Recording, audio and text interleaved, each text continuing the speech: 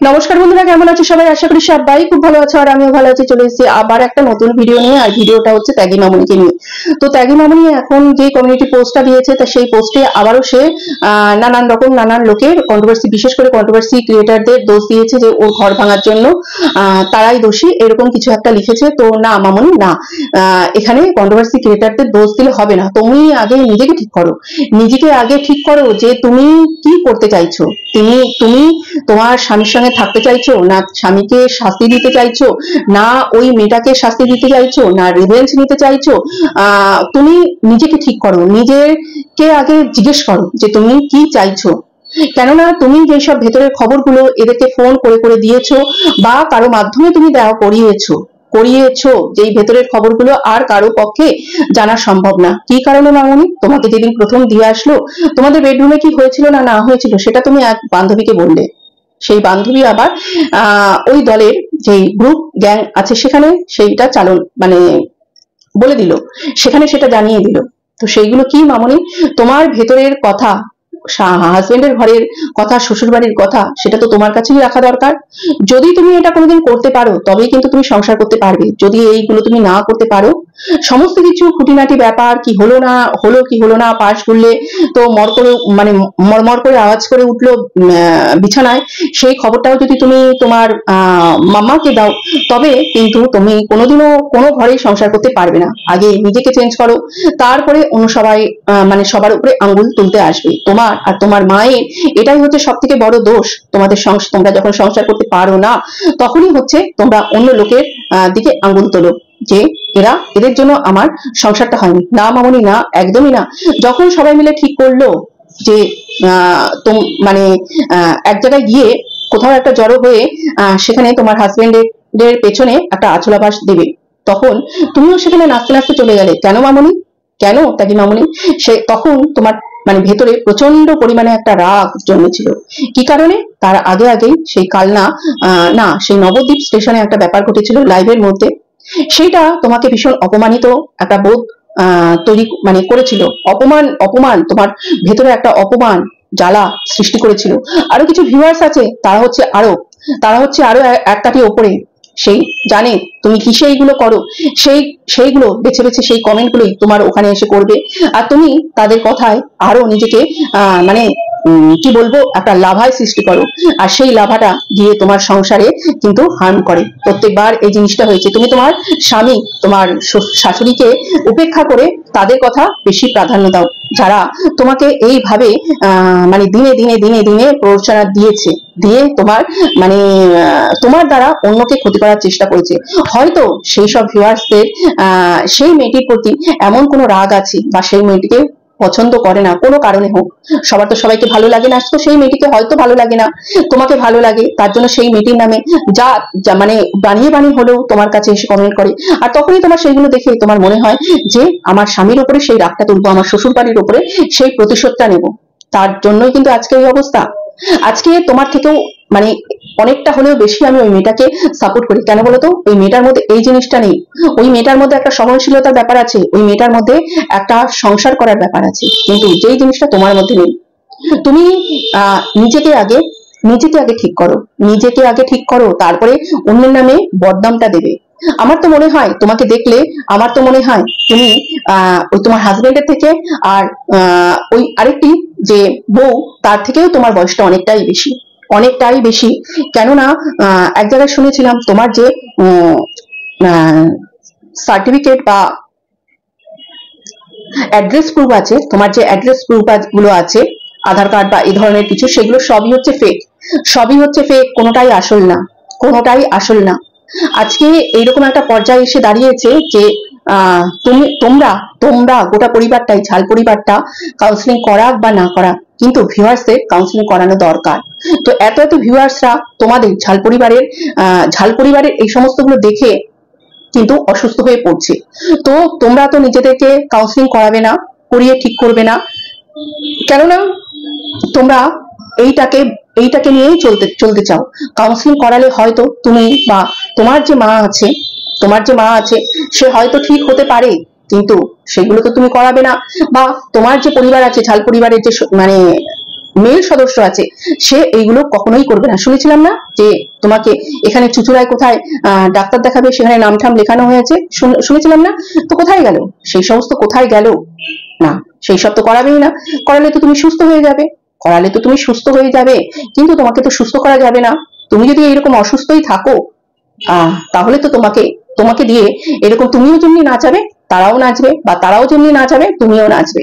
আজকে একদিক থেকে যেমনি মনে হচ্ছে যে তারা তোমাকে ইউজ করেছে, কিন্তু আবার আমার আরেক দিক থেকে মনে হচ্ছে তুমি বেশ এদেরকে বেশ ভালো রকম ভাবে ইউজ করে নিয়েছো। যেরকম কন্ট্রোভার্সি যে দিদিরা আছে বা যে সেবি টেবিরা আছে তাদেরকে ভীষণ ভালো রকমের তুমি আর তোমার মা ইউজ করে নিয়েছো, ইউজ করে ছুঁড়ে ফেলে দিয়েছো, জাস্ট ইউজ করে ছুঁড়ে ফেলে দিয়েছো তাদেরকে বেশ ভালো রকম ভাবে। তারা বুঝতেও পারেনি যে তুমি কিভাবে তাদেরকে ইউজ করেছো, কিভাবে তাদেরকে ছুঁড়ে ফেলে দিয়েছো। তো এইগুলো আর কতদিন চলবে? তোমার এই যে একটা বাধা ধরা প্যাটার্ন আছে, তুমি কতদিন শ্বশুরবাড়িতে থাকবে? শ্বশুরবাড়িতে থাকার পরে তোমার আর ভালো লাগবে না সেই জায়গাটা, তখন তোমার মনে হবে তোমাকে ফ্যান দিচ্ছে না, তোমাকে এসি দিচ্ছে না, তোমাকে লাইট দিচ্ছে না, তোমাকে অর্ধেক ডিম দিচ্ছে, তোমাকে পান্তা ভাত দিচ্ছে, তখন তুমি আবার বাপের বাড়িতে চলে আসার চেষ্টা করবে। বাপের বাড়িতে আসলে, বাপের বাড়িতে আসার পরে তোমার পোশাক আশাক সমস্ত কিছু চেঞ্জ হয়ে যায়, তোমার হাতে শাখা পলা সিঁদুর মিঁদুর সব উঠে যায়। তখন তুমি আবার কি করবে? একদল বন্ধুকে ঘরে নিয়ে সেই নৃত্য শুরু করবে। এইটা কিন্তু আমরা প্রথম থেকে দেখে আসছি। আর এখন এখন তো আরো দেখতে পাচ্ছি শর্ট ভিডিও দিচ্ছ। এখন যে শর্ট ভিডিওটা আগে ঈশানী করতো, সেই শর্ট ভিডিওটা করার জন্য ঈশানীকে বলা হয়েছিল ওইগুলো করে জানি তোমাকে না জ্বালানো হয়, না জ্বালানো হয় তোমাকে, সেই ভিডিও করতে ওকে বারণ করা হয়েছিল। বাবু বাবু ভিডিও। তো এখন তো তুমি আর তোমার মা ওই 50-70 মহিলা সেই ভিডিওগুলো করছে। তো এখন তোমার যে হাজবেন্ড তাকে জ্বালাচ্ছ না তুমি? কাকে জ্বালাচ্ছ? ওই যে মেয়েটি ঈশানী, তাকে জ্বালাচ্ছ না তুমি? তো এইগুলো তোমাকে বন্ধ করতে কেন বলছি না? বাচ্চা তুমি বাচ্চা, তুমি কত ছোট ভাই, কত ছোট তুমি। হ্যাঁ, বলে যে তোমার 20 বছর বয়স, আমার তো মনে হয় তুমি যে ঈশানী আর তোমার হাজবেন্ড তাদের থেকেও তুমি অনেকটাই বড়, অনেকটাই বড়। তোমার বয়সের মধ্যে না জল মেশানো আছে, জল মেশানো আছে। তো এইরকম ভাবে মানে ইনোসেন্ট সাজিয়ে আর রেখো না, নিজেকে ইনোসেন্ট সাজিয়ে আর রেখো না ত্যাগী মামনি। হ্যাঁ ত্যাগী মামনি, সেদিন যে লাইভটা করেছিলে, লাইভে তুমি যে ত্যাগ করেছিলে, ত্যাগ, সবাই তোমার ত্যাগে এত কাঁদলো, এত কাঁদলো। আমিও না ভীষণ কেঁদেছি, মানে সারা বিশ্ব কেঁদেছে, আমিও তোমার ত্যাগে কেঁদেছি, হাউ হাউ করে কেঁদেছি। একটা বেনারসি শাড়ি পরে বসেছিলাম সেদিন ওই লাইভটা দেখতে, আমার বেনারসি শাড়িটা পুরো ভিজে গেছিল তোমার চোখের জল মুছতে মুছতে মুছতে মুছতে। সেই শাড়িটায় এখনো ছোপ ছোপ ছোপ ছোপ চোখের জলের দাগ আছে। তো সেইটা আমি সযত্নে রেখে দিয়েছি ত্যাগী মামনি। তুমি সেই মানে সবাই তোমাকে এমন ভাবে তুলে ধরেছিল যে তুমি হচ্ছ আগের দিনের সেই নায়িকা সন্ধ্যা রায়, সন্ধ্যা রানী, এদের মতন ত্যাগী মামনি তুমি। তো তুমি সারা জীবন ধরে ত্যাগ করে গেছো। কি যে ত্যাগ করলে, আমি তো আজ পর্যন্ত এই 3 বছর ধরে দেখছি, আমি কিছুই দেখতে পেলাম না যে তুমি তোমার ত্যাগের ধরনটা কি, কি ত্যাগ করলে। এইরকমই যদি ত্যাগ হয় তাহলে নমস্কার তোমাকে, নমস্কার তোমাকে। আগের দিনে সেই সিনেমা যে ছোট বউ সিনেমায় দেখেছিলাম সন্ধ্যা রায় কচুর শাক রান্না করেছে ইলিশ মাছের মাথা দিয়ে। আহা, এত ভালো কচুর শাক হয়েছে, সবাই চেটেপুটে খেয়ে নিল। লাস্ট পর্যন্ত তার বরের জন্য একটুখানি কচুর শাক বাঁচিয়ে রেখেছিল। ওমা, মামা শ্বশুর বললো কচুর শাকটা এত ভালো হয়েছে, আর একটু হবে। তখন পাশ থেকে শাশুড়ি বললো আর একটু দাও না, আমার ভাই চেয়েছে। তখন বললো মা, আমার তো এটা আপনার ছেলের জন্য তোলা আছে। তো তার শাশুড়ি বললো দাও, ওটাই তুলে দাও, আমার ভাই খাবে, আমার ভাই এত ভালোবাসে কচুর শাক খেতে। তখন সে কাঁদতে কাঁদতে হলেও সেই কচুর শাকটা তুলে দিয়েছে, তার হাজবেন্ডের জন্য আর রাখা হয়নি। তো এরা হচ্ছে ত্যাগী, এইসব সিনেমায় দেখেছি এরা হচ্ছে ত্যাগী। আর তুমি তুমি কিসের ত্যাগী ভাই, কিসের ত্যাগী? বাড়ি আসতে না আসতে ক্যামেরায় ফিল্টার লাগিয়ে সেজে গুজে তুমি নাচ গান শুরু করলে, শর্ট ভিডিও শুরু করলে, এমনি ভিডিও শুরু করলে। শ্বশুর বাড়ি থাকলে সেখানে তোমার ভিডিও করতে আসতে ইচ্ছা করে না, কেননা এখানে করছো নিজের জন্য, নিজের পয়সা ইনকাম করছো, সেটা মানে মা বাবার কাছে সেই পয়সা ঢালবে, নিজের ফুর্তির জন্য সেই পয়সা ঢালবে। কিন্তু শ্বশুর বাড়িতে যদি স্বামীর সঙ্গে শাশুড়ির সঙ্গে ভিডিও করো, ব্লগ করো, সেটা তো ওদের হবে রিভিউ। তুমি কেন সেখানে সঙ্গ দেবে? দেবে না তো। এতটা স্বার্থপর মেয়ে আর এতটা রিভেঞ্জফুল মেন্টালিটি তোমার মতন মেয়েকে দেখলেই বোঝা যায়, এরকমও হয় দুনিয়ায়। আর নাচতে নাচতে যখন চলে গেলে হাজবেন্ডের পেছনে একটা আঁচলা বাজ দিতে যেরকম চলে গেছিলে, হাজবেন্ডের চ্যানেলটা, শাশুড়ির চ্যানেলটা যেরকম 12টা বাজলো, এখন যদি তুমি সত্যি হাজবেন্ডের ভালো চাও, তোমার মাকে নিয়ে তোমার বাবাকে নিয়ে যাও ওই থানায় গিয়ে সেখানে যা যা করার তাই তাই করো। তোমার হাজবেন্ডের সঙ্গ দেওয়ার হলে সেই রকম সঙ্গ দাও, যা যা করণীয় সেই সব করো তোমার হাজবেন্ডকে বাঁচানোর জন্য, যাতে সে আবার অন্তত ভিডিওটা করার পারমিশন পায়, অন্তত ভিডিওটা করার পারমিশন পায়। কেননা যেই অবস্থায় গেছে সেই অবস্থায় থেকে তুমিও যদি ওখানে থাকো ভালো থাকতে পারবে না। কি করে থাকবে? যেই ছেলে মাসে 1.5 লক্ষ 2 লক্ষ টাকা ইনকাম করে এসেছে এতদিন, এত কম বয়সে, সে যদি আজকে হট করে টাকা ইনকাম করার জায়গাটা বন্ধ হয়ে যায়, কি করে সম্ভব? কি করে সম্ভব? আজকে অনেকেই বলছে যে তুই না কোনো সিকিউরিটি গার্ডের কাজ করতে বা অন্য কোনো যেসব কাজগুলো করতে, সেখানে কত টাকাই বা মাইনে পাবে? 8,000, 10,000, 12,000, এর থেকে বেশি কিন্তু না, আমি যতটুকু জানি। তো সেই দিয়ে সংসার চালানো খুব কিন্তু কষ্ট, খুব কিন্তু কষ্ট। হ্যাঁ, করছে না?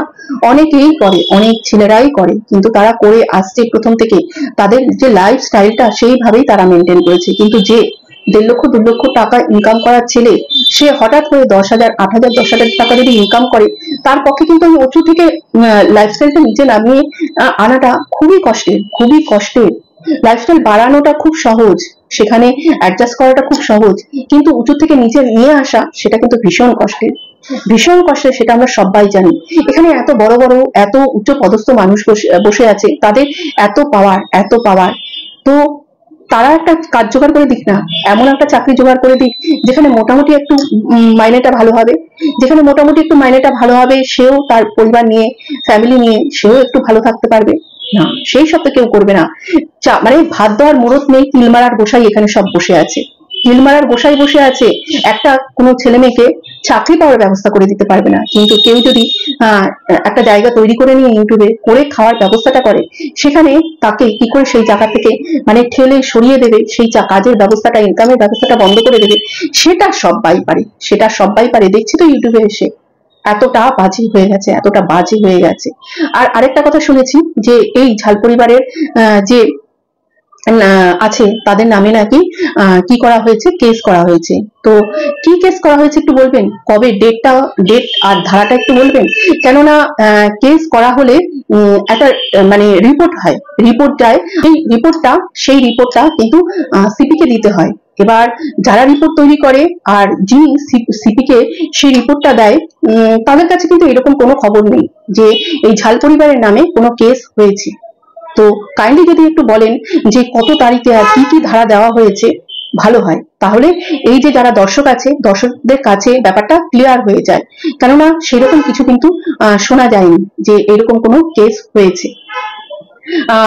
মানে যদি সাইবার ক্রাইমে কোনো কেস হয় তাহলে অবশ্যই সেসব ব্যাপারে শোনা যাবে, খবর পাওয়া যাবে, কিন্তু সেই রকম ধরনের কোনো কেসই হয়নি। থানাতে হলেও যে কমিশনারেট আছে, চন্দননগর কমিশনারেটের আন্ডারে যেই কেসগুলো হয়, সেই কেসগুলোর ব্যাপারেও কিন্তু কোনো খবর নেই এরকম ধরনের কোনো কেস হয়েছে। তাহলে ভুলভাল তথ্য কেন দর্শকদের সামনে পরিবেশন করা হচ্ছে, কেন পরিবেশন করা হচ্ছে? আর আমি যদি ভুল হই তাহলে কাইন্ডলি আপনি মানে যারা এই তথ্যগুলো দিচ্ছেন তারা একটু বলবেন যে কোন ডেটে আর কি ধারা দেওয়া হয়েছে এদের নামে। তো আজকের মতন এই পর্যন্তই বন্ধুরা, ভালো থেকো, সুস্থ থেকো, আর হাসি খুশি পজিটিভ তো অবশ্যই থেকো। টাটা। আর কাউন্সিলিং এই ঝাল পরিবারের সবার আগে করানো উচিত। তার সঙ্গে এই কিছু মানে এদের দেখে সত্যি কিন্তু যে দর্শক আছে মানে এই ভিউয়ার্স আছে, তারাও কিন্তু ডিপ্রেশনে চলে যাচ্ছে, তাদেরকেও কাউন্সিলিং করাতে হবে, তাদের দায়িত্বটাও কাউকে না কাউকে নিতেই হবে। টাটা বন্ধুরা, ভালো থেকো, গুড নাইট।